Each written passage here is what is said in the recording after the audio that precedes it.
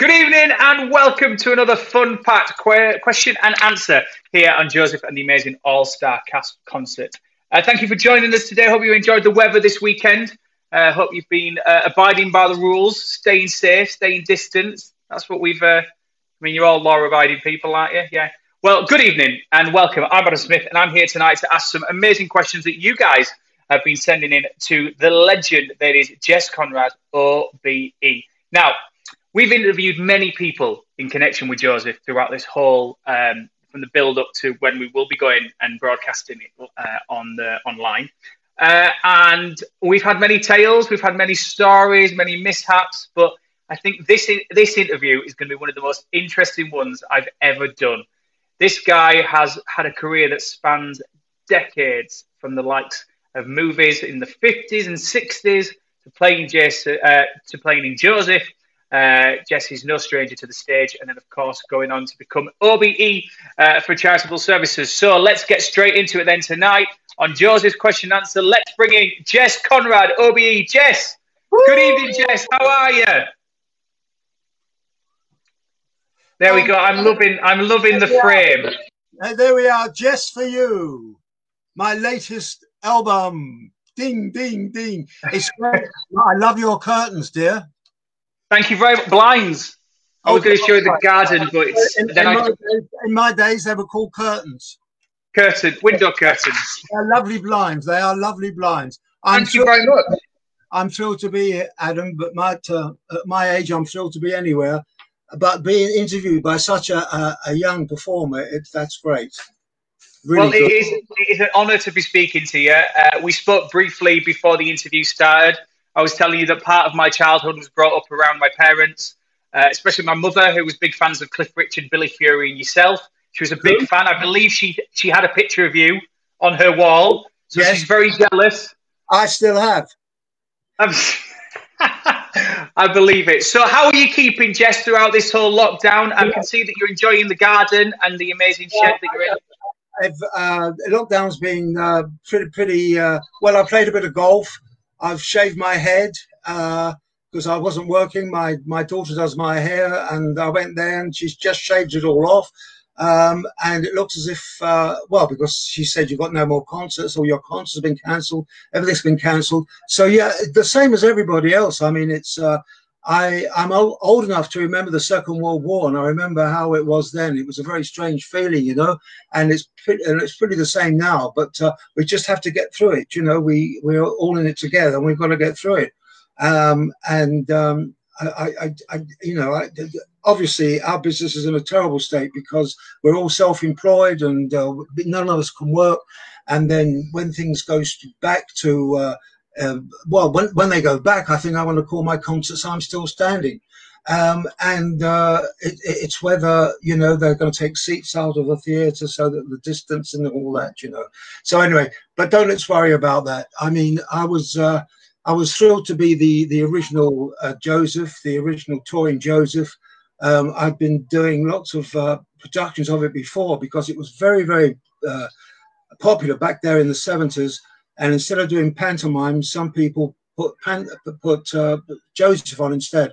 And I remember doing a production of Joesph at the Theatre Royal in Brighton, and then doing another one at Swindon, and then doing another one at Norwich. So I've done lots of productions before I got into the touring production, which was the big one. And of course, Bill, I went to see Bill Kenwright, the wonderful producer. Bill Kenwright came to see me in a Joesph, and the man was putting it on. I can't remember his name now. He was having such a bad time. He couldn't even afford the children. Can you imagine Joesph without children? I mean, they must have cost about £5 each. And God knows how he managed to pay me. Anyway, Bill did come along and see the show and bought the show and said, Jess, it's yours. You do what you like with it, cast it, have all your friends in it. And that's what I did. And we had a wonderful time. All the brothers were great friends. I was called the General, and my #1 dressing room was headquarters, you know. And they all had names. Because I can't remember people's names, so I always gave them names, and I had there's some of them here. John Melvin, who was Benjamin for a long time. He was called the Moth, and I called him the Moth because moths like spotlights, don't they? They always get into the light. They do, yeah. Because he was Benjamin, my younger brother. He was always there next to me because he could get into the spotlight, and we thought it was great fun. Keith Heyman, who's now Cliff Richards MD, he was our MD. He was called the Road Runner because he ran everywhere. Dave Mabry played Pharaoh. We called him the Fonz because he looked more like the Fonz than Pharaoh. Mickey Driver was Derek Connell was Jeeves. The choreographer, Henry Metcalf, was Spider-Man because he was all over the place. And Peter Lawrence was great. Jacob was Matron. And so it goes on and on and on. And what we did was we toured it, and it was really a fantastic experience. All the boys, all my brothers, had different kind of jobs socially for me. When I arrived on a Monday, one had the papers out to tell me what film to go and see, and I used to go to the cinema on Thursday afternoons. Another brother found out which gym I was going to because I was very fit, and he found the gym I went to would go to. And another brother found out what cinema I'd go to, so it was all right, so I could see which film I fancied. And then one of the important brothers was the one who went to find a restaurant so that we could all eat together on a Friday evening. So we were all a great team. We even had our own newspaper that was written by one of the things. We had our own football team, the Dreamcoats, five-a-side. We played for charity all over the country. So it was a great experience, and I took it to water. Is that actually water, Jess? Are you telling us the truth? We took it and I brought it into the West End. It wasn't going to go into the West End, but it was so popular. We took it into Sadler's Wells, a big, lovely theatre there, and the Vaudeville Theatre in the Haymarket. So we really had a fantastic time. Brought it into the West End twice, and then we finished up, of course, in Blackpool, which is the Vegas of England. It was such to be a hit there, and they kept extending the run because it was such a success. And it's probably the happiest time of my life because I played Jesus in Godspell and Pip in Great Expectations, the musical. And what was the other one? Not the Phantom, the other one. Anyway, all the musicals I've done. And then after Jesus in Godspell, which is you're crucified on that thing at the end on the fence. It was a very hard, difficult part. And when I got Joesph, because of the success of that, it was like a walk in the park. It was so much easier, Joesph. But of course, 2 shows a day and hard. I always wanted a good body, like not like a weightlifter's body, but like early Burt Lancaster. I didn't like English actors because they couldn't take their shirts off. So one of my motivating forces when I became an actor was that apart from talent, I wanted to have a good body. And so I worked on my body, and boy, did it work in Joesph. Because and then in being Joesph, of course, I had the fans from the 60s, the mothers, and then they brought their daughters in, and they became like new fans. So it was really fantastic. Well, it just sounds amazing, Jess. The more you talk about it, it just shines a light on the beginning of Joesph, which is why we are here for this amazing concert. So are you happy for me to get straight into these questions, Jess, that all your fans and followers have put forward? Yeah. Yes, sure, absolutely. But I've got a funny story, but if we have time, I'll tell it. If we haven't, it was also my idea to have a girl narrator. Anyway, go on. Let's go. We will make time for your stories, Jess. Don't you worry. Everybody wants to hear them. We'll get straight into the question. This one's from Jordan Doolan. Hi there, Jess. Hope you are well. First of all, I'm honoured that you are taking part in our Joesph concert. You were the very first Joesph I saw in Scotland, and now I've seen the show approximately 1,000 times whilst it's on tour. Not a question as much, but I'd like to say an enormous thank you from me for taking part in the All-Star concert. Hope you're keeping well and safe. Take care. Love, from Jordan. So it must be great to hear stuff like that, and also the fact that you were the influence to somebody to create this 40, 50 years on. Yeah. Oh, pardon, stop it. Yeah, I love the thing that I didn't like about Scotland is because I always got home weekends, and that meant either driving or getting the sausage in the morning. We called it the flying sausage, the first plane out, or the last train. And I remember I was in Edinburgh, and I had to get the last train, and it was 15 minutes after the curtain came down. And if you remember Edinburgh, I think it's Edinburgh, but it's a long platform, and I had a taxi waiting for me in not the stage door, because that's where everybody wanted my autograph, but at the front door. And I had my clothes. I'm not even in the dressing room. I changed in the corridor, and I went through the theatre as the people were going out, and I managed to get out. And then getting into the taxi, they wanted my autograph, and I was gritting my teeth. I had to get that train. And I got onto the thing, and I'm running, and it was just such a long, and I finally got into the funny little carriage, with those little beds in, and I looked in the mirror, and it was cracked. It was rather like a film. It was a cracked mirror, and I still had my Joesph makeup on, and I thought, this is so sad, like this poor black, the face running to get the train, and not signing autographs. All night long, I wanted them to love me, and then I couldn't sign their autographs because I had to get home to the wife and the family. Oh, it was a terrible moment, but I shall never forget it. Looking into that little mirror that happened to be cracked and old and weary, Oh, anyway, it's great, and I have lots of fans in Scotland, and I love growing up there. Thank you very much for the call. There you go, Jordan. There's yours. We'll get on to Diane Kitsey now. I only saw Jason Donovan in the show. Brilliant production. And JessConrad.com. Jess is an acquaintance. I like to think he's a friend now. Has he any plans to undertake any more film, stage, screen roles, please? That's from Diane Kitsey. Well, yes, of course. I've made lots of films, about 20. If you go onto my website, there's a whole list of my films. Thank God for Talking Pictures, because that's where you see Jess a lot. And I was a film extra for a long time. And the last film extra part I did was a film called Serious Charge that starred Cliff Richard. And we met there, Cliff and I. And this was my last film as a film extra, because I decided that I too wanted to be an actor like everybody else. So that was my last film. Then I went into rep for 2 years and understudied in the West End for a long time. So we became friends, Cliff and I, and he sang that song, and I had a great scene in it. And Andrew Ray was a young star, acting star, but he was very sort of straight-laced, and he couldn't jive. And I had to lay on the floor on one shot and move his legs. I laid on the floor so they couldn't see me, and I moved his legs. So it looked as if he was moving.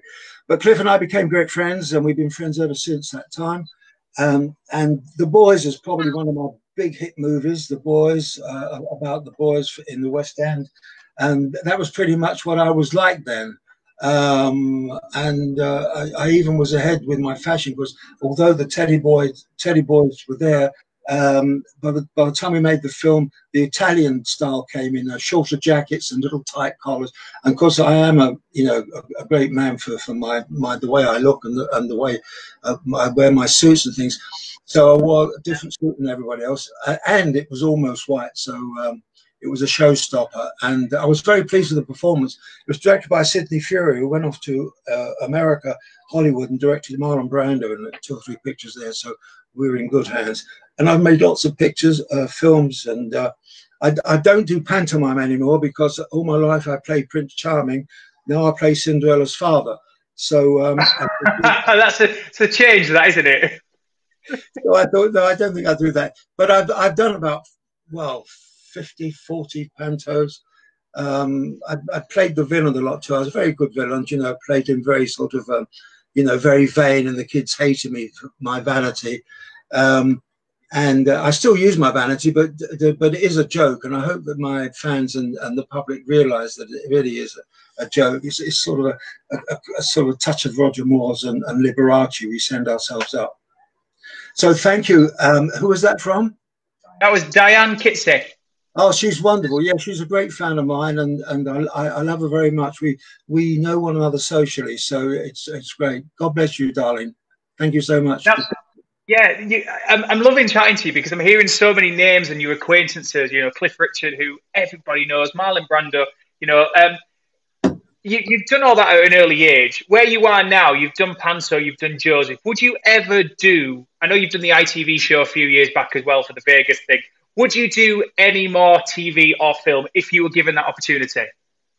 Oh, absolutely, yes. Yes, all actors wait for the phone to ring. I need another film. Yeah, I do. The trouble is when you do something like Last Laugh in Vegas, you think that I'd be ideal for the one that's on now, wouldn't I? The one in India. What do you call that one? Marigold Hotel.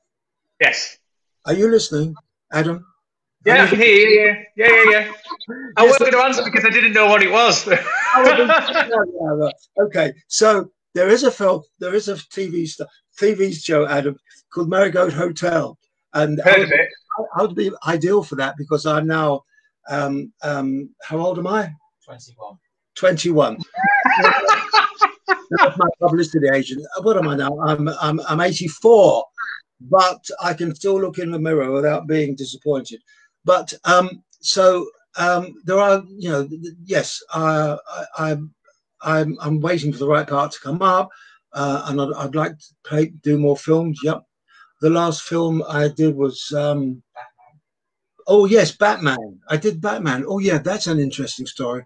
They were looking for somebody in England to play Adam Ward, the original Batman, and they couldn't find anybody that looks like him. So they, my agent sent a picture of me to them, and I looked at his picture and I copied his picture. It's a picture, we haven't got it here, and they saw it and they booked me straight away. Wow. He died of leukemia when he was 60, and and when he was 80. I played him from 60 to 80. He got leukemia when he was 80, and he died within 2 months. But it was a great part for me to play because, you know, when you play famous people, I just love it. You know, the fact that I've played Jesus, you know, I played Joesph, and I played all these iconic things. I've even played Jess Conrad, and that's a difficult part to play. He's a legend. He's hard to play that one. He's a culling bug. Yes, so yeah, so that was good. The Adam West, and that'll be out soon on Channel 5. It's called The Autopsy of Adam West. And I've done Pointless recently, and When Pop Stars Go Terribly Wrong. So I'm doing quite a bit of television.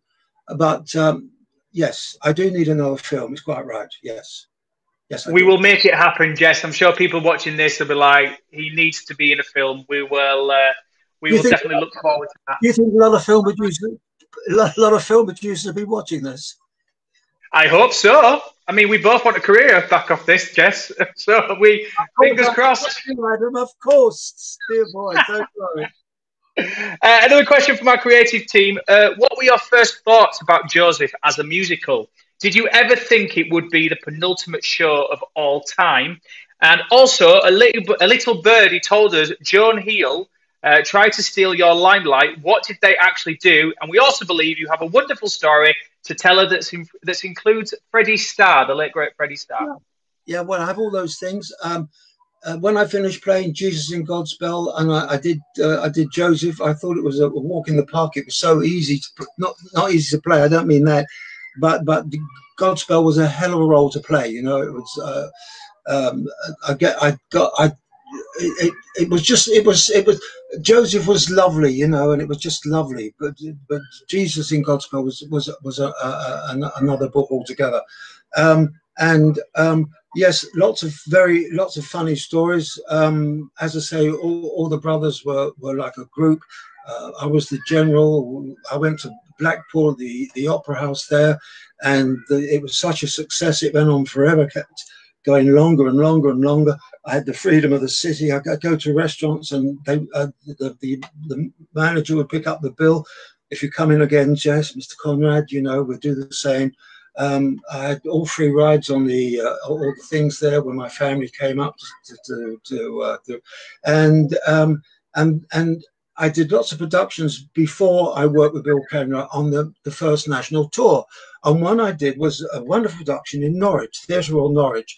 I'd already done Swindon and Theatre Royal Brighton. Now I'm in Norwich, and kind of a special guest was Joan Hill. She was I probably remember her more than anybody else watching this show, but somebody, I mean, she was a big West End star, a bit past the sell by date. I can't hold that against her. And the old pros always try and take the eye line away from the actors they're playing with. Very difficult with them. Very difficult with me, because I've been in the business a long time. I was in repertory for 2 years. I understudied people in the West End, and then I became a star myself. So I knew my way around the block. Anyway, so she was trying all things, and she finally come onto this thing that would pretty much stop the show. That meant that her right boob came out. The whole thing came out, you know, the nose, all came out, and got a big laugh, and some, you know, and of course the producer, the theatre manager, don't know, you can't do that. But every night it came out, you know, just to take the sight line off of Jess. But she was a wonderful woman, and old pros are up to all those tricks. I go to Belfast, and I'm looking in the mirror. The first show, the first Monday, getting myself ready to go. I used to go in early, make sure my sight lines are okay. Wherever I was on stage, the audience could see me, I could see them. I did the walk across, because One More Angel in Heaven, which I put in with me when I got off the back. I'd stopped the show with that. And then I had the Pharaoh.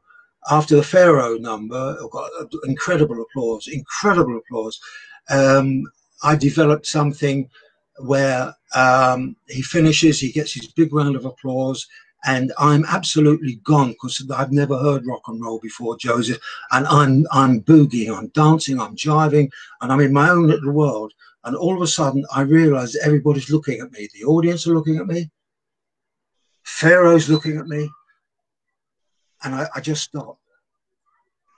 And I say, I was gone. Really gone, man. But I'm back now. It was all a bit, who was to wear that cap?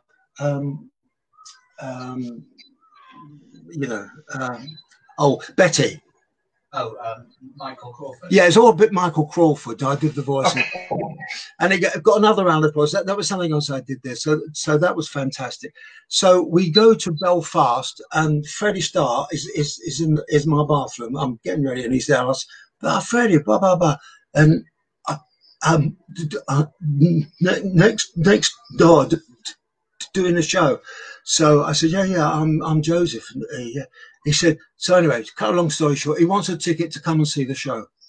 So I said, okay, leave it to me. So I went to the company manager, and I said, Freddie Starr, can I got a comp for him? And he fixed me up with a comp. So don't worry, Mr. Conrad. Went to the manager of the theatre, and I wanted a comp for Mr. Conrad, for Freddie Starr. And he said, oh, I'd love to do anything for Jess. Absolutely. And Freddie Starr, wow. But I'm afraid we're full. The place is packed. It was a matinee, packed. And of course, it was packed every show, especially in Belfast. I went absolutely berserk, you know, to see a big show in Belfast. And so he said, look, so I went back to the company manager. Look, what am I going to do? You know, he's my best mate, you know. He said, don't worry, Jess, don't worry. Because Bill Conrad said, whatever Jess wants, Jess gets. So he said, well, the only thing I can suggest is let him stand backstage. He said, you know, against the wall, stand backstage. So I just look, I said, I can't get you a seat, but you can stand backstage. I'll do that then. So he's backstage, standing against the wall. Close every door to me. That's how far we've got. And halfway through Close Every Door to Me, I've seen many Josephs do this, but none of them got what I got, which was a standing ovation halfway through the song. I think it was down to all sorts of elements. Yes, I had a good body. Yes, it was beautifully choreographed by Henry Metcalf, and it was all choreographed. And I'm there in my in handcuffs, and you probably got the picture there somewhere. And I'm climbing up this imaginary wall, close every door to me, and I get to the circle, and I know when I actually stand up, I know then the whole of the audience are going to give me a standing ovation. I've never happened before. And at that same point, I heard everybody in the theatre laugh, and I thought, my standing ovation. No, that's a lot. They're laughing, and I was completely. Well, I didn't know what to do. I mean, my eyes must have been spinning, because instead of clapping and enjoying my technical way I did the song and getting away with how well I'm playing the character, they're laughing at a most serious part. I turn left. Now, first of all, there's a staircase down, and the cell is just a big spotlight. And there I am on stage, kneeling down. I turn to my left, and there is Freddie, bollock naked, with Hitler shorts on with swastikas. The MD has seen a ghost. His eyes are. He stopped the band. His eyes. He doesn't know what to do. He doesn't know whether he's Arthur or Martha. He just doesn't know what. He's looking at me. He doesn't know what to do. But what's happened is the band has stopped, and that doesn't happen in musicals unless it's directed that way. The show stopped. And I look at Freddie, and I don't know what to say. And Freddie says to me, I'm your best friend. I've come to help you. I'm your best friend. I've come to help you. So anyway, I'm a great story with Freddie Starr. He finally walks off, looking at the audience, saying, I'm Freddie Starr. I'm in a show next door. Seats at all prices. I think that's kind of the reason that Freddie Starr was Freddie Starr and was so popular and so funny, is that he was just so cheeky.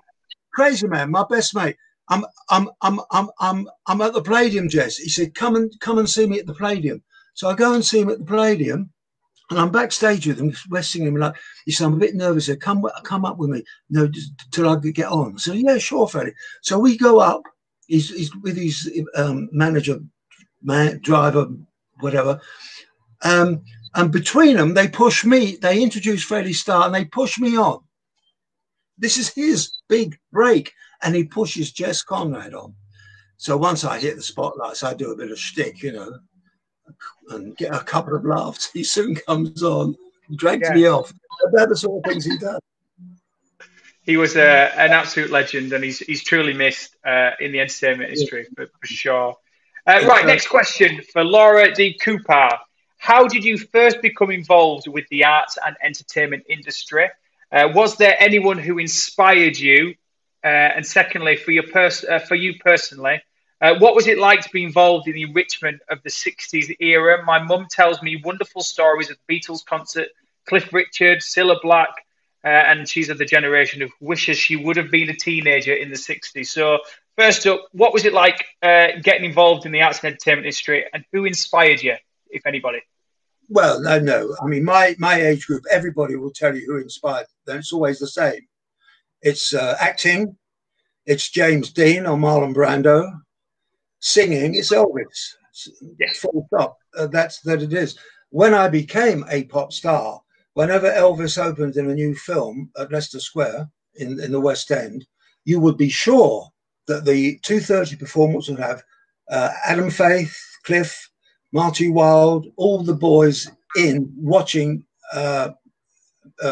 Elvis's new film, because whatever he sung in that film is what we would be singing that year. We would open our acts with that same number. It was all, whatever Elvis does, we do. It's good enough for Elvis. In fact, when I was offered O Calcutta, it was a big show. They don't tell you till the end of the interview that you've got to been bollock naked at some point. Obviously, I turned it down. Happens a lot to you, this, doesn't it? But I always used to think to myself, would Elvis do it? And they thought, no, Elvis wouldn't do it. So I wouldn't do it. Lots of shows I turned down. And I always thought of Elvis as like, you know, would he do it? No, he wouldn't, so I won't do it. Dramatic parts, would do it? Yes, he would do it. So I do things like that. So I was a film extra, as I was telling you. I got into the business because I met a film extra in a cafe in the West End, a cafe that I used to sit there with Terry Stamp and the boys of that era, Michael Caine. Michael Caine always had a good-looking girl with him. He was, you know, and he wasn't a great-looking fella. I mean, you know, I was much better looking, but he was better at pulling birds even than I was. So modest. He's so modest, Jess. He always had so many good-looking birds with him. So he told me where to go, and I went around to see this lady, and where you become a film extra or anything to be in movies. And they asked you silly things. I mean, in those days, you know, people didn't have swimsuits, people didn't have a jacket and things. So they started off like, have you got a swimsuit? Yes. Because you have to wear all your own clothes when you go there. Have you got a pair of grey trousers? Have you got this? Have you got that? You know. And the killer question is, do you have a dinner jacket? Because nobody has a dinner jacket, you know, nobody. And then she can say, no, I'm afraid you have to have a dinner jacket. And she's waited, although I think she wanted me in because she, you know, I was being very thin to her, and I was, you know, and she was smiling a lot. So I was, anyway, then she said, do you have a dinner jacket? And I said, yes, because my father was a mason and used to take me and my mum to the ladies' night once a year. So he bought me a dinner jacket, you see. So I said yes, so I became a film extra, and my first film was with Kenneth More, and I went all the way through the film as a squaddy, and then I was a film extra about a year, 2 years, and then somebody came on and said a line. I said, I can do that. I said, no, it's a different union. That's equity. I said, well, what? He said, well, no, in equity, you have to have an equity card in those days. I said, how did you get an equity card to become an actor? Well, you have to go into rep. Now, what you earn in rep is the same as what you get a day as a film extra. But, and there's a lot of great-looking boys, film extras that never made it because they kept as film extras because the money was good and, you know, it was great camaraderie and stuff. But I went into rep for 6 months a week. I was in rep for about 2 years. Learning my trade, came back, and a big agent, Al Park in the West End, saw me in an off-Broadway show, not off-Broadway, but off the West End, I think somewhere in Ealing. And the woman there booked me and started looking after me and getting me started in films. And she got me a part playing a rock and roll star in the play of the week. Now, in those days, the play of the week was the only play you saw that week. There was the play of the week, the film of the week, and the London Palladium. None of these hundreds of channels, you know, there was one channel or two channels. And play of the week was the big thing everybody watched. And play of the week, I played a pop star as an actor. Jess Conrad, I played a pop star. And everybody saw it, all the kids saw it because they knew it was about a pop star. And that was the theme of the whole thing.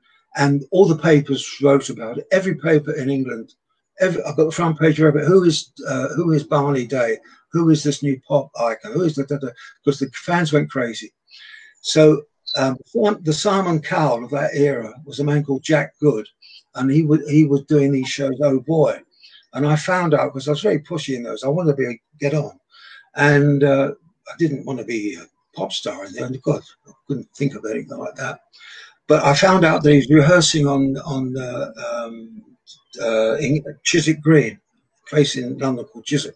And there's a church there. And I went in there, and there was Jack Good. It was the Simon Cowell of that era. So you can imagine I'm walking in, there's Simon Cowell. I mean, he was that big. In fact, Jack Good was bigger. And there I saw Gene Vincent, Eddie Cochran. Joe Brown was not a star then. He was in the band.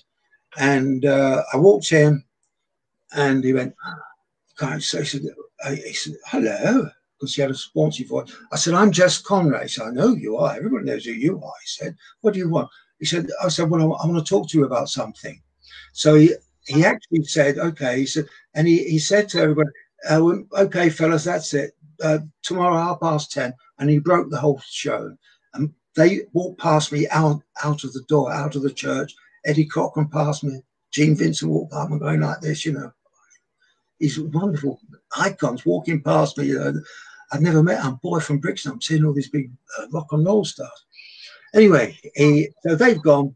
He says, "Can you sing?" How I can't sing. He said, "Well," I said, "Well, I thought perhaps, you know, I could introduce the acts." I thought I'd be a compere or something, you know, just for one off. And he said, and he gave me a broomstick. And he said, "Sing this song." And he put a record on it, and I kind of sang to it. And he said, but I could move good. I was a great jiver. I used to, au pair girls used to take me to Paris to win jiving competitions. So I was a great mover, great jiver. And I finished the song. He said, "Well, Jess," he said, "you can't sing a note." He said, "But I can make you a star by a rock star by next weekend." I said, "If I can't sing, how can I become a rock star?" He said, "I want that face. That's all I want. I want that face." And they called me the face of 1960, the fabulous Jess Conrad. It was all to do with my looks, you know. And the first thing on television, I did a duet with Billy Fury called "Chicka Chicka Honey," and we became great friends. And he told me a bit about being what it was like. And so I did my first show with him, and we had a drink afterwards, and he told me certain things. Got back to the hotel, and there was girls under my bed. There were girls in the wardrobe. Next day I said, "Billy," we didn't call them girls then, we called them chicks. I said, "Billy, you didn't tell me about in chicks." "Oh yeah, man." He said, "Yeah, the chicks. I forgot to tell you about the chicks." "Yeah, oh yeah, yeah. There's a lot of chicks about, man. Yeah, chicks. Yeah, there's chicks everywhere, man. Yeah, chicks."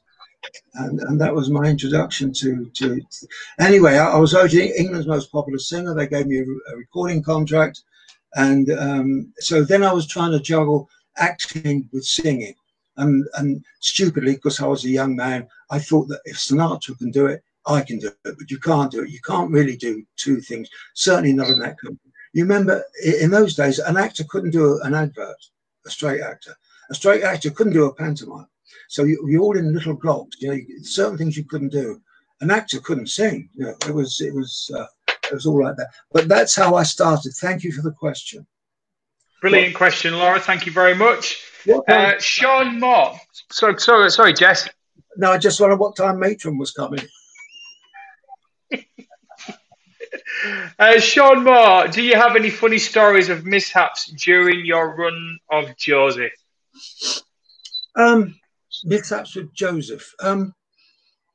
No, I don't think there are. I mean, Joesph was such a well-tuned show, and I mean, funny things happen because in one of the scenes, in pantomimes they use donkeys, and in one scene, Joesph comes to in that big scene where they come in. We started to use a donkey in that scene. Sometimes they gave me, in some productions, they gave me a little car to drive. Other productions, I had a motorbike, and I was nervous of the motorbike. And the opening night, I let the motorbike go, and it went in the orchestra pit, and I think it killed the MD. I'm not sure. We never saw him again. So those things became kind of dangerous, but there was always a gimmick entrance there. So I'm in Blackpool, and they said that the donkey hadn't turned up because of the snow. And I was there with my Great Dane. My Great Dane was as big as a donkey. Huge dog, lovely dog. I loved him. Blue, his name was. And I said to Pharaoh, you come on with him this time. And so he did. And my wife was with me, and she was standing OP, not on the OP, OP side, on the right of the looking out on the right side of the stage. Jacob came on stage left with the dog. My big dog saw my wife and rushed towards her, dragging Jacob across the stage. Jacob's robe came up to show a very dodgy pair of underpants. Okay. Well, not, modern underpants, and we're supposed to be serious. Well, everybody died of laughter. It was a funny moment, but no, they that was probably the one that stands out. I mean, beards fell off and things. I mean, Jacob has come on without putting his beard on and things like that. Yeah, I always made sure. What? I always Brilliant story. The thing I forgot to tell you was I was into keeping fit, and Bill arranged for me to have 2 dressing rooms, one for my gym, and anybody could use it, but the problem, nobody ever wanted to use it. Pharaoh did sometimes, so I had my own gym. So I used to have a big pump up before I met Pharaoh, because I had the break for the middle of the show, and then I didn't come on with 10 minutes. So I did about 40 pump up, 40 reps before I went on. So when I came on, I was really pumped up. And so that was good. I forgot what I was going to tell you then. It was probably a story about that, and I can't remember it now. Don't worry about it. If it comes to you, you butt in and you tell me later on, Jess, okay? Moving on to Scott Goss now. Have you discovered any new hobbies during lockdown? Well, no. I mean, you know, I can, as I can say, I can still look in the mirror without being upset. No, dissatisfied. Is that how you're spending your lockdown then, Jess? Just looking in the mirror? This is what keeps coming up. I say, why doesn't the phone ring? I'm still a good-looking boy. There must be so much other for me. No, I mean, actually, the truth is, that's all silly nonsense. The truth is, I must have, I don't know, 100 autobiographies here. And people give them to me, send them to me, all my great friends. And I've started reading them. And I've read Joe Brown. I've read Dinah Dawes, who wrote 3 books. Tony Curtis wrote 2 books. I've just been given Warren Beatty's book. And so I've got so many. Danny Kaye, I've just read. That's a great book, Danny Kaye. You have to be a certain age to remember Danny Kaye, but he was a tremendous entertainer. So I'm reading lots of books. They've lifted the ban on golf, so I'm playing golf on Monday. And so, yeah, I've not found it bad at all, because I'm very lucky. I bought a house with acres of land, so I've got plenty of, you know, things. I can walk up and down the garden instead of going out and get mixed up with the ordinaries. I mean, the people. So, I mean, no. We used to call people not in show business civilians in the old days. Now we call them ordinaries. It's nothing disrespectful. It's just that I know people have names for us, so we have names for them.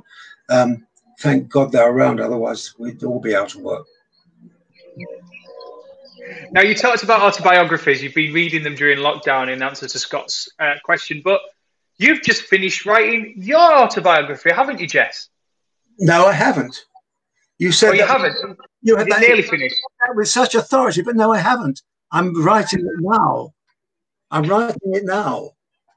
All right. We'll do that again, shall we? Let's do this again. You've been in lockdown reading autobiographies. I hear you're writing yours, Jess. No, I'm not. Yes, I am. Yes, good. Can you cut that and make it right? Just paste it together. No, it's live. I just wanted to try be clever. Live? Oh, my God, this is live. You didn't tell me it was live. It's live. Anyway, I want to put makeup on. Yes, where was I? Yes, the book. Yes. What's it going to be called? The Boy from Brixton, I thought, because that's where I come from. I'm a bona fide Cockney, born in within the sound of Bow Bells. My mum was South London beauty queen. Her name was Linda, but she spelt it with a Y because she thought it looked posher. So these are all things in the book I'm doing. Yes, I'm thinking about them now. Yes. What can the title be? Who's a naughty boy then? The Boy from Brixton. We might call it Not Just a Pretty Face. Blitz to Blitz. Yes, I know the better one. From Blitz to Glitz. I like that. Or we could say my autobiography, Looking Through My Mirror. See, you're believing what I'm saying, you see. No, I'm only messing with you, Jess. But we look forward to reading that. A good title. A good title, yes. I'll only take 10% if you use it, don't worry. But as well as the autobiography, you've got a best of album. I'll come up to Huddersfield and haunt you. I've got plenty of mirrors. Tell me about your album. Well, it's pure Jess Conrad. Everything I've ever recorded. It really is quite fantastic for this to happen so late in my career. Everything I've ever recorded. So it goes from when I first started singing. My father was a jazz pianist. He had a band called the Night Owls. So he was always singing at his piano. So, you know, somebody singing in the house, I was quite used to. Never thought of singing myself. And when I became a pop star, because I looked like a pop star, that was before, you know, you could look like Mick Jagger and still be a pop star. You had to be beautiful in my early days. So what was I saying? Pop star, what was it? What were you saying? So the album, obviously, it's released now. Yeah, so the album, yeah. So when I started singing, you know, the voice was pretty well, wasn't great. And there was a boy who I never knew this until just recently. What was his name? I told you the other week. Shaky Steve. Well, one of the boys, one of the lesser known pop boys, they used to ring him first to see whether he could do the top notes, and they rang him before so he could do the top notes, and they made sure that he was available before the star, me, and I never found this out until much later.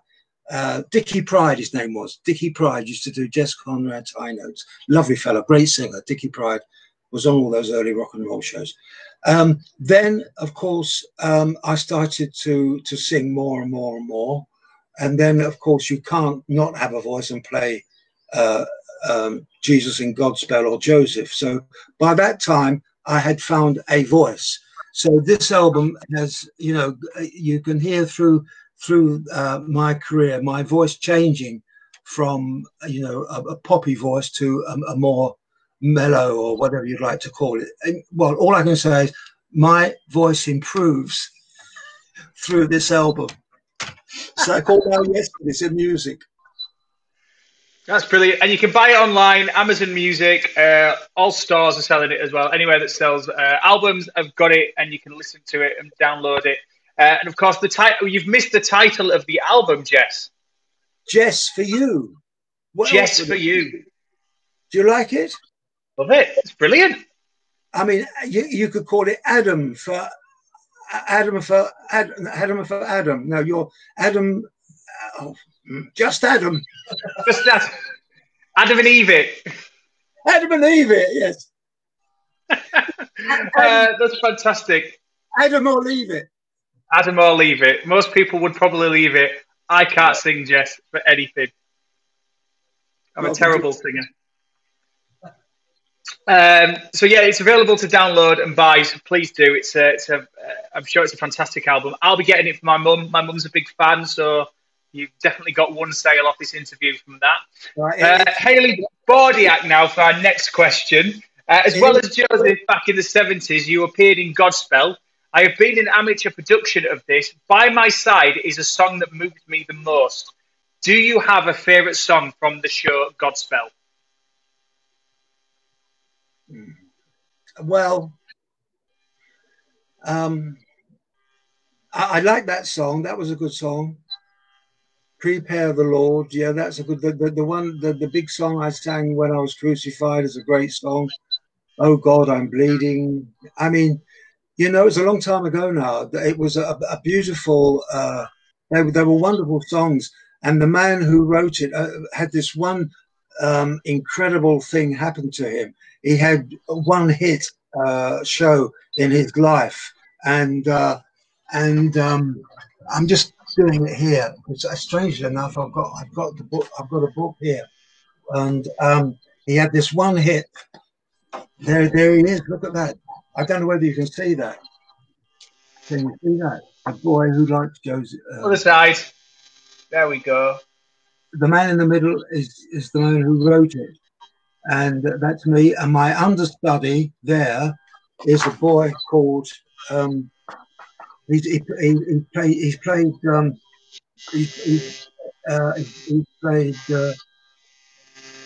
Joseph.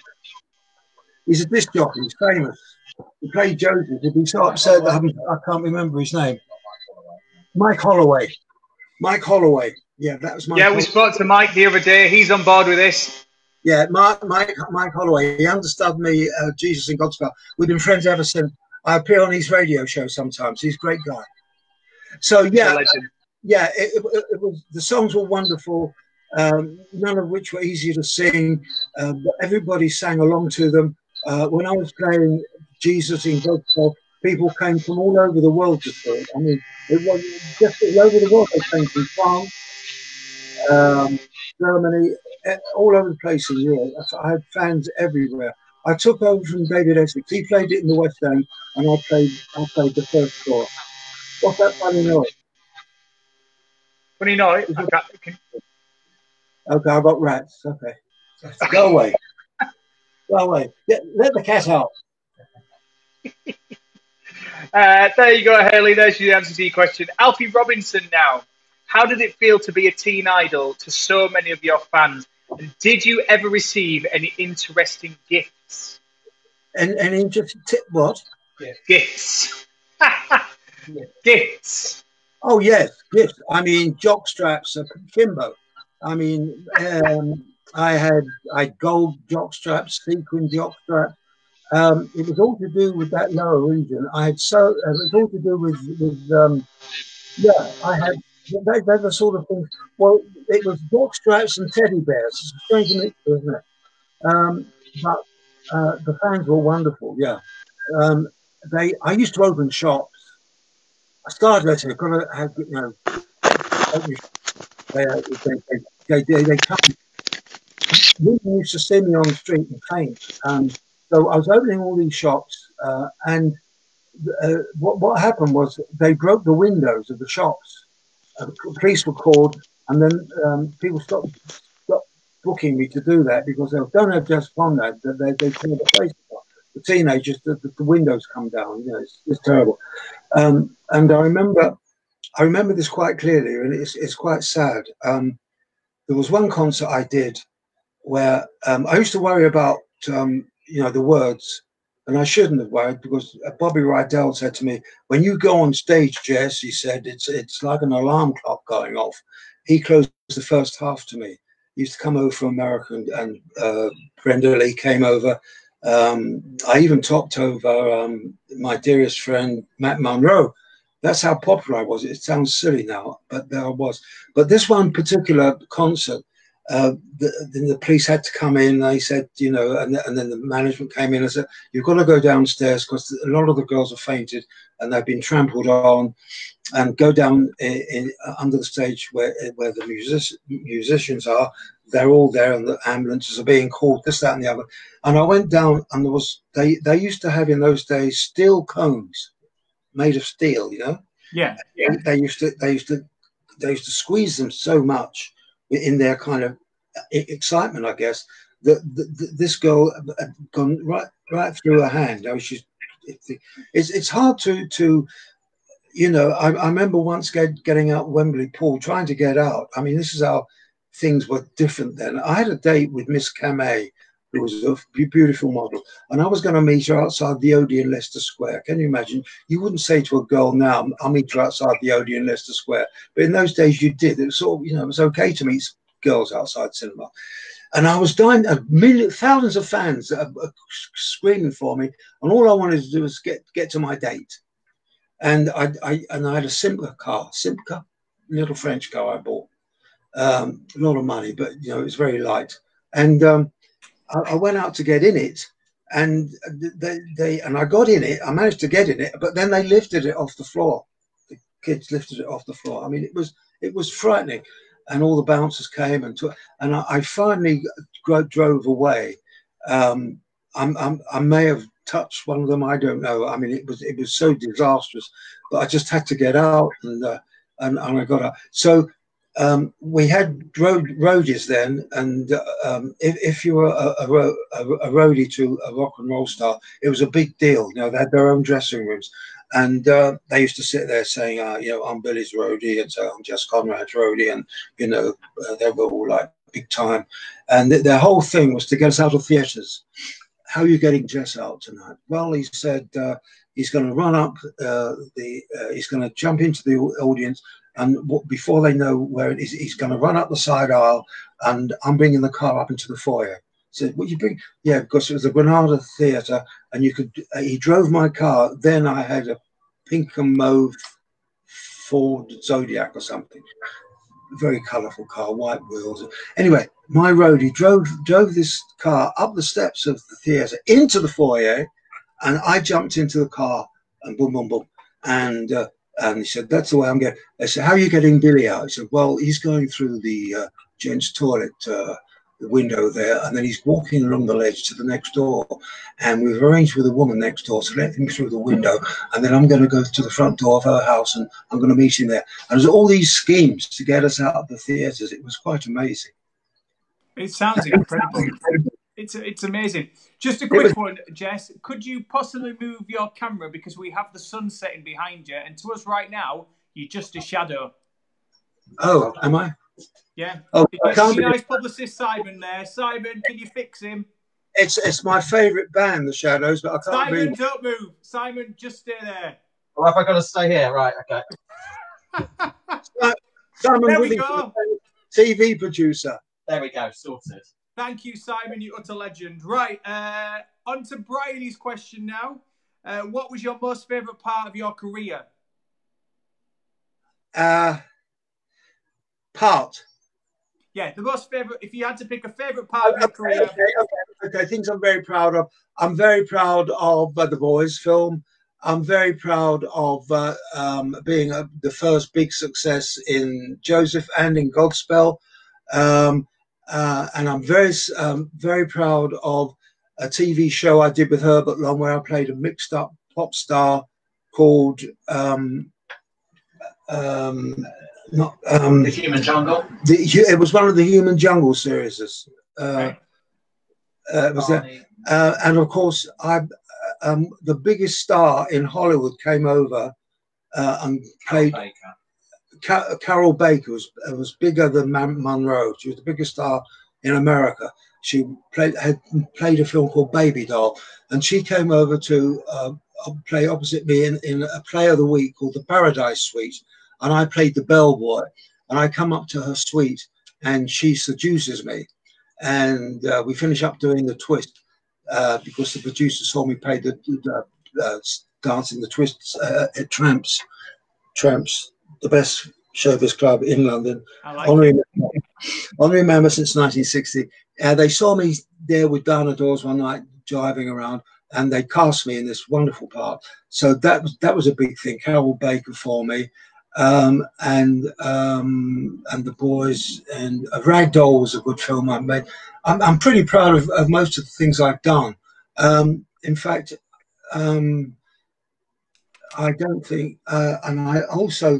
There was a rock and roll show that didn't make it as big as Joesph and other things, called Leave Him to Heaven, which was a great rock and roll show, and that is what it was called. The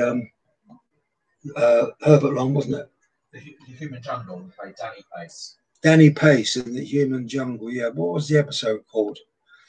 Flipside Man. The Flipside Man, it was called. The Flipside Man, yeah. They're the things I've been very proud of.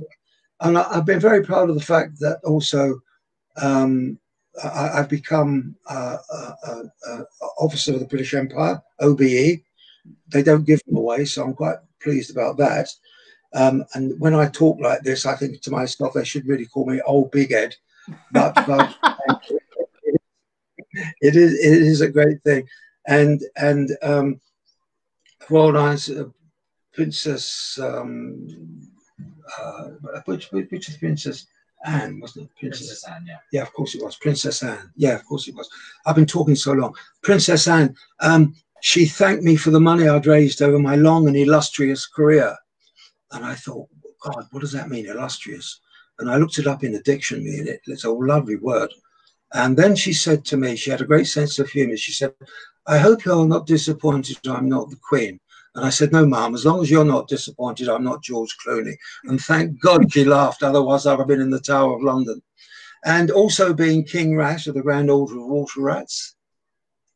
King Rat, Wow. that's a great achievement. You know, King Rat's very important. The past King Rats have been Joe Pasquale, and Frankie Vaughan, and you know, lots of big stars. So it's like the Masons, and so I'm also proud of being happily married for nearly 60 years. Yes, 58 years. Yeah. Is it 58 years happily married? Is it 58 years happily married? You're very happily married, yes. Good. Yeah. That's why, you know, I don't worry about lockdown. You know, we have got a great time together. You know, she's a great wife, and well, you know, she's a good cook. Is she watching this? This doesn't come out anywhere, does it? No. It's just between you and me, Jess. We're fine. Right, let's get on to the next question. Roger Johnson, how did it feel to be awarded an OBE? We spoke about it there. How did it feel to you? Oh, it's a great honour. Wonderful honour. And of course, not only is it an honour, but it gives, it's a picture, we haven't got a picture there. Oh yeah, there I am. There you are. Look the business, don't I? Jumped up well there, aren't you, without a baseball cap? What a good looking boy, look at that. What's that, 1913? When was that? 2013. Oh, 2013, yes. Yeah, 2013. And it's great for the family. You know, I took my wife, obviously, and my two daughters, and it was a wonderful experience. And then go on to a nice restaurant afterwards, and to go through that experience, I was very proud. The sad thing, of course, is that my mum wasn't there to see it. My mum, ordinary Cockney girl, as I say, South London beauty queen. Name was Linda. She spelled it with a Y because she thought it looked posher. And she would have been so proud of me. And I often think of that at night, you know, how proud she would have been of me. God blimey, she'd say, yeah, he went to the Bleating Palace. It would have been lovely for her. Yeah. Anything? What was it? Where am I? What am I doing? We're on to the next question now. Jess, this is from Michelle Hyde. Aside from Joesph, what musicals that you have starred in stand out in your memory, and why? When you are an actor and you do plays, it's not like going to work every day. So when you do things, each thing you do is like another baby. It's something else that you cherish for the rest of your life.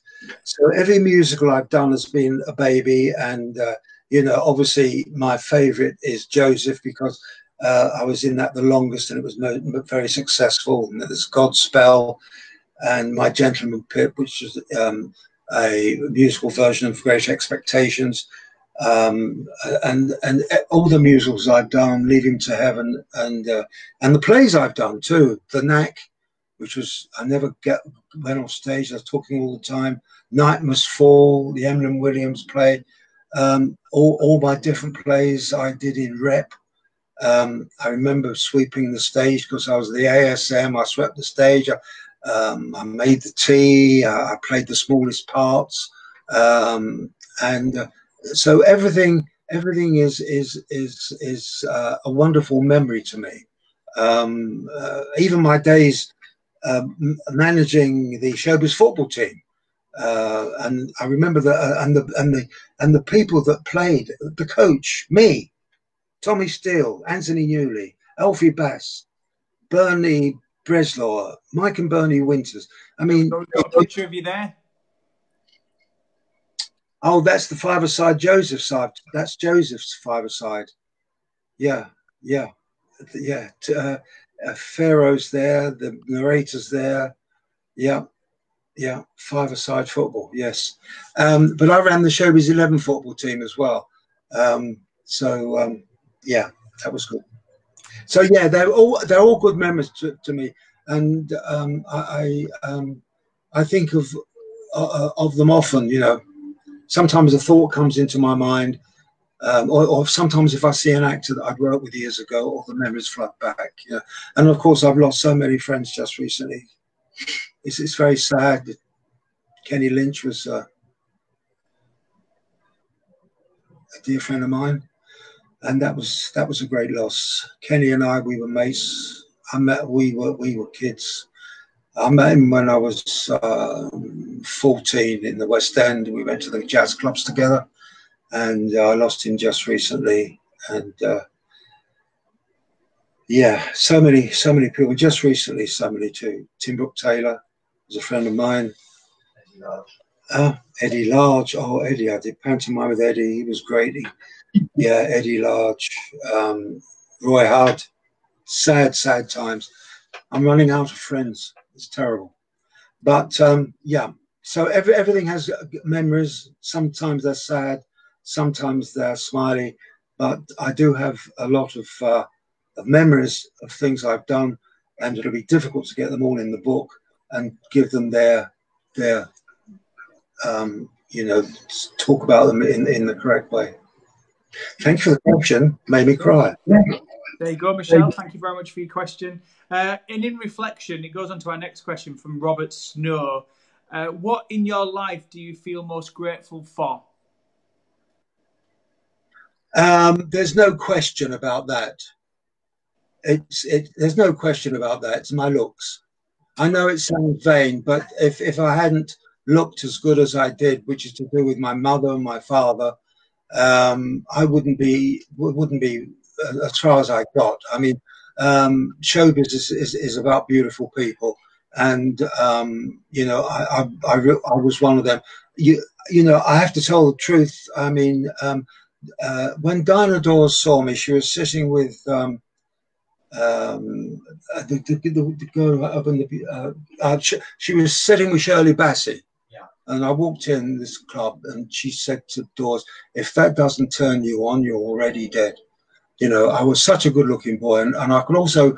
There she is, openly. When I was in Joesph, she came to all my first nights, and the body's not bad either, is it?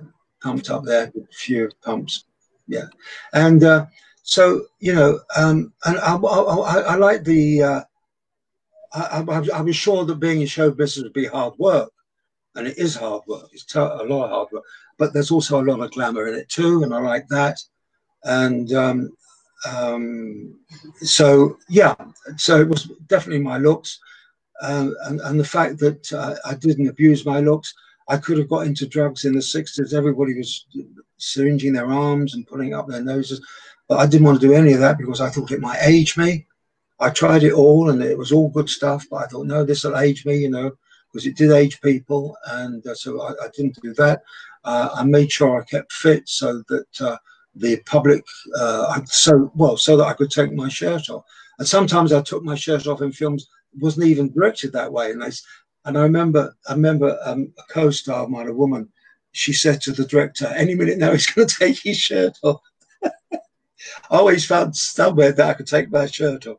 Yes, no, I love the glamour, but it's also hard work. I mean, I think that you have to work on the things that are going well for you. You know, I'm 6'2", that's good as well. You know, if I was a smaller person and not so good looking, I would have to have been a much better actor. So now, because I've been good looking boy, I could get away perhaps with not being such a great actor. There you go, Robert Snow. There's your answer. Damien Barnes now. Which celebrity was the most fun and a round of golf? Oh, so many. Well, yeah. I mean, Kenny Lynch was great.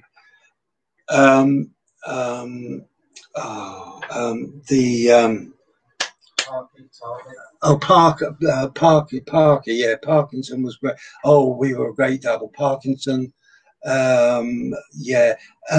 Davey Jones of the Monkees, he came over do. I used to put on big golf classics in Spain, and he flew all the way from Hollywood to be with me because we were both up for that.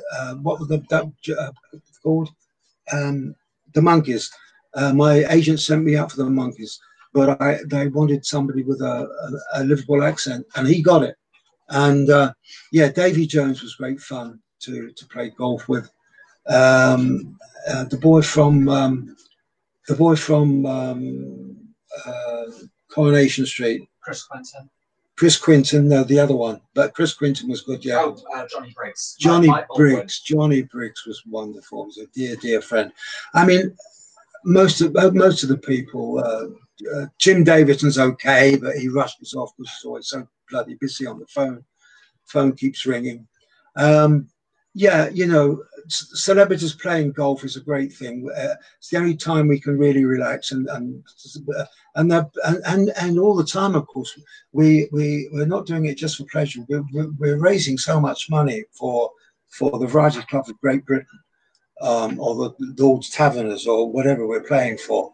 You know, we're always playing for a charity. So it's a wonderful thing to have a wonderful hobby and also be helping people as well. LD Cooper now, did you ever participate in the Alfred Dunhill Lynx Championship in St Andrews? Yes. Did you win? Yes. Yeah. Yes, I did. Yes. No, don't know about I won. No, I always say I'm not a great golfer, but I'm great company. And you know, you play with guys that are golfers and they're not in show business. So afterwards at the bar and having dinner, you tell them funny stories. You know, they want to know about, things in the show business and funny stories. And I keep them talk about, you know, famous women that I've played with, opposite serious expression and that kind of thing, you know. Carol Foster now, did you enjoy Last Laugh in Vegas? And is there any stories that you could tell us about it? Well, the main story I can tell about it is that, first of all, the two stories. First of all, when we arrived, we'd been up all day. And when we arrived, I stupidly thought, oh, good. I said to Kipper, Kenny Lynch, that's his code name, Kipper. I said, Kipper, we go to bed now. And I didn't realize it was like early, it was first thing in the morning. It was 10:30 in the morning. So we started the day there, you know, and so we did a whole day. And the other thing was, it wasn't that glamorous because we were in a big house there, as you probably know. And when we came back from a day's filming, they just closed the gate and there we were. And they'd say, what do you want for your dinner, Jess? And I'd say something. We never went out anywhere. And it was mostly pizzas. And we had a drink at night. And we had our own company. They were all friends of mine, obviously, and we had great evenings. But there was no like, hey, Vegas, you know. The only Vegas thing was getting the show on. And of course, we only had a few days to do that. And we're rehearsing the show, but we're also doing a television show. So we're going out to places. You know, I went to Liberace's place, you know, where the museum there, and I did all different things like that. And then, of course, halfway through, we had that terrible shooting, if you remember. Oh, it was awful, awful. We could hear it. And then when we finally did go back to rehearsals, we could see the hotel where all those people were shot. And they said, you know, it's up to you. The whole of Vegas is stopped. Nobody's working. But on the other hand, we've only got 3 more days to get the show on. So it's up to you guys. You know, do you want to work or don't you want to work? And we said, well, you know, in our business, the show must go on. So we went on, and we went there the next day, and we looked over and saw the hotel. It was a bit tearful. It was a terrible time, but the show must go on, and that's what happened. It was a great experience, I loved every minute of it, and Kenny and I had some fun. I remember the first thing happened in the contract. It said that there will be somebody that will be a chef or some. What was it? A chef? Anyway, the meals would be there for you. You know. Yeah.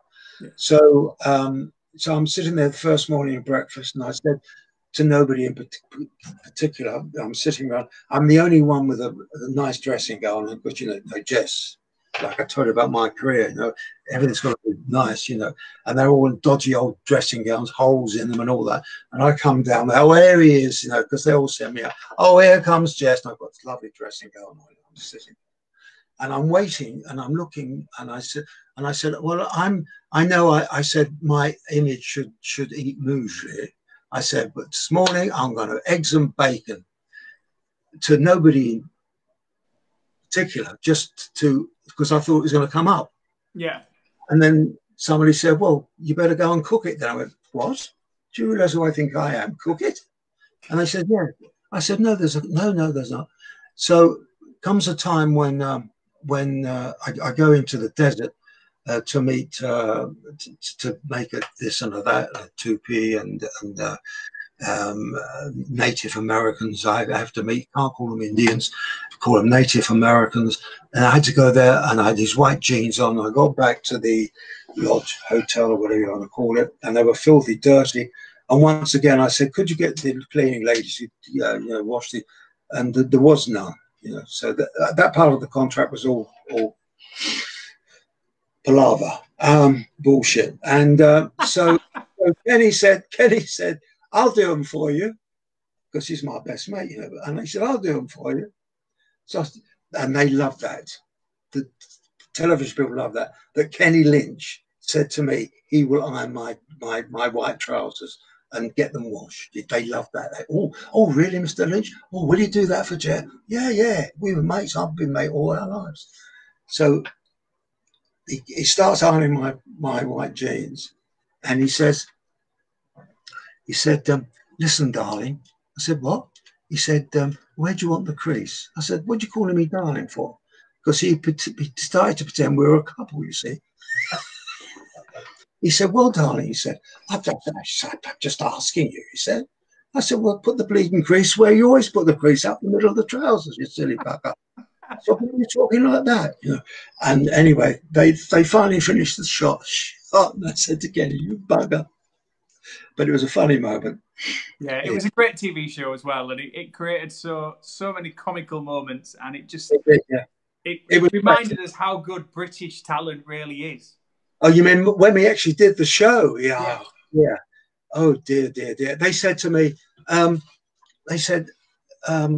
the funny producer said to me, can I see your wardrobe? So I brought out this wonderful, because I have to look good, you know. But if you're not the greatest singer in the world, you've got to look good. I know that, and that's part of my persona. I mean, halfway through a song, I take out a mirror. Halfway through Johnny Be Good, the instrumental, it's a rock and roll number. And I take out this pink mirror, and I go, gee, Jess, you're still looking good after all these years. Botox or us? And put it back, and it brings the house down. They love it. They love Jess sending himself up, you know. But the American producers didn't understand any of this in the rehearsal, and I didn't even have the suit on, but I showed it to him. He said, "That's a pretty natty suit." He said, "No." He said, I think I need to see you in jeans." I said, "Are you winding me up? Jeans?" He said, "Yeah, you know, jeans and a tartan shirt, like a cowboy type shirt." I said, "I'm not getting Roy Rogers." He tried to Roy Rogers me off, you know, he was an old cowboy star, better tell you that. You're too young to remember. Hopalong Cassidy, another one. And I said, no, I'm not wearing that, you know, and there was going back. But I think all that was just to wind us up a bit, because in the end I did wear my suit, and I got a standing ovation. I got a standing ovation in Vegas. I'll never forget that. I'll never forget that as long as I live. A standing ovation in wonderful.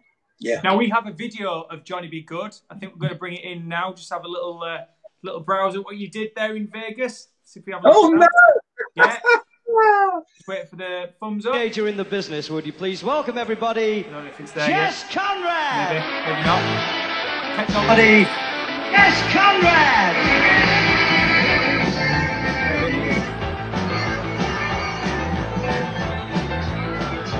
Oh no, that's in England. Oh, is it? That's right. Come on, everybody, clap your hands. We're It's gonna still have a good phenomenal, time isn't it? tonight. Performing songs like that. We're gonna have a good time tonight. Woo! Say yeah, yeah. Woo! Say yeah, yeah. Say yeah, yeah. Is it like looking in the mirror, Jess? Yeah, yeah, yeah. Yes, right. Let's get to work, boys. Turbo. Let's get to work, boys. Louisiana down to New Orleans, way up in the hills of Mount Vernon. Phenomenal. There's one on the pavement Great playing time. work. It's good morning, it's gonna be good. It's right, it's right, it's good morning, it's gonna be good.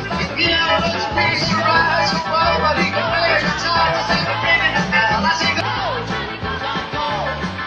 Go, go, John, go.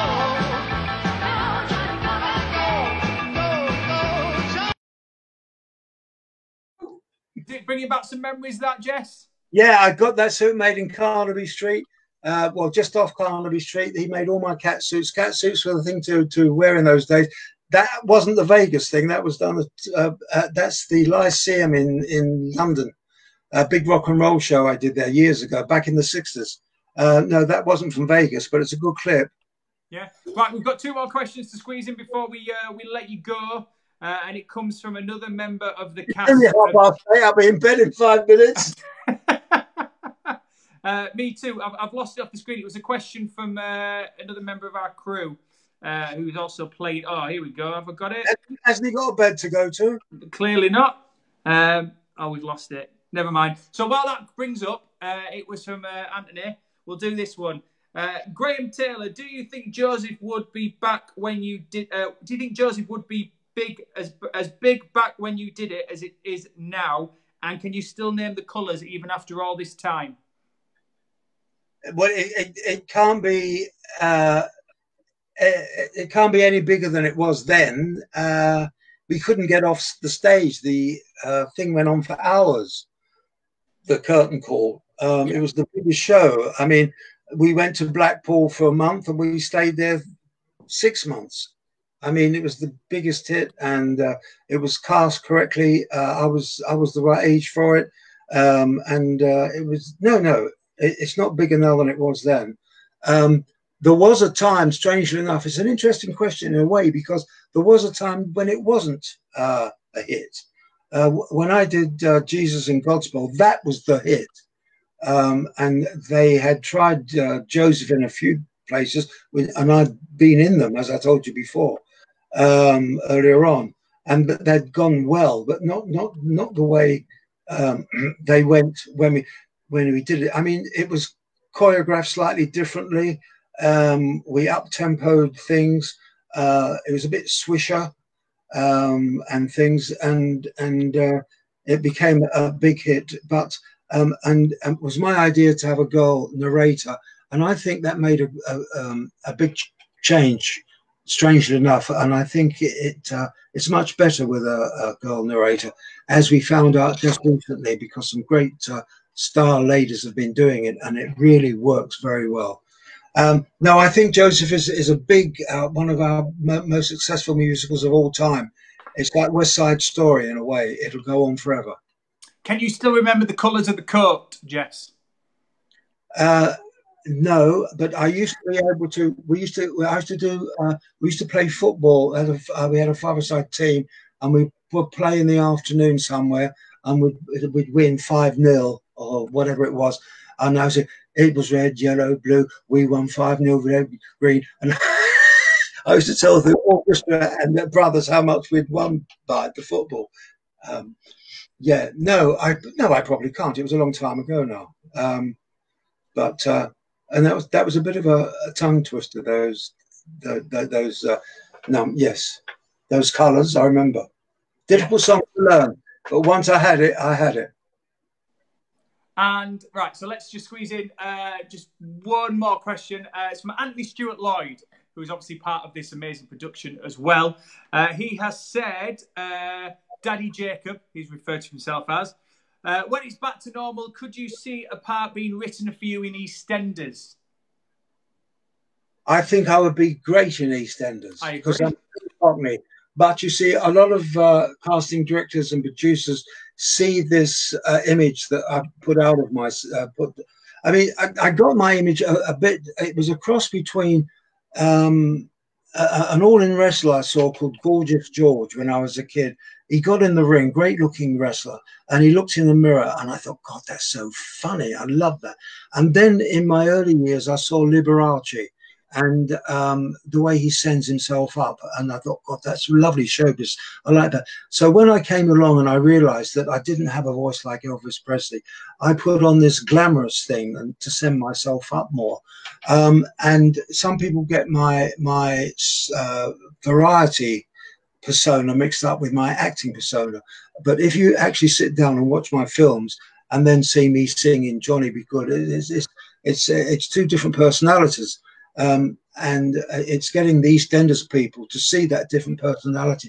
But I could see myself going in there and being a smooth oldie and chatting up one of the older barmaids, perhaps, or being the father of the guy who owns the Vic, or something like that. You know, sort of can't come in and playing an older character and being a real smoothie, and then turning out to be a really baddie. I would love that. In fact, I'd like that to happen. I'd like that to kind of put a full stop on my career. If I could get in that for a couple of years, that would be good enough for me. And we'd love to see it. Unfortunately, we've run out of time, Jess. It has been an absolute pleasure speaking to you tonight. You are an iconic showbiz legend. It's been one of the most enjoyable Q&As that I've done. Thank you for being so candid and open with us. And we cannot wait to see you in Joesph. Tell me one thing, is the check in the post? Yes, it's gold plated and it's got a mirror on the back for you, pal. There you go. Jess, keep yourself safe. Take care. Lovely speaking to you. Adam. You've been great. Thanks, Adam. You take You've care. been very sensitive with me. Thanks a lot. God bless you, mate. Next time in Huddersfield, we'll have a beer. That is it from us for tonight. Thank you very much for tuning in. We've been asking the questions to Jess Conrad OBE. What an absolute gentleman to speak to. We'll be back with you. I don't know. We'll find out sooner rather than later.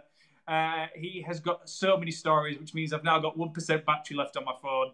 But it was an absolute pleasure. Keep up to date on our Facebook page and Instagram and Twitter who's going to be happening in our next Q&As. And, of course, we are very close to the big performance. In the meantime, stay safe. Keep your questions and your comments coming on our platforms. And in the meantime, take care. See you later. I've been Adam Smith, and I'll see you soon. Bye-bye.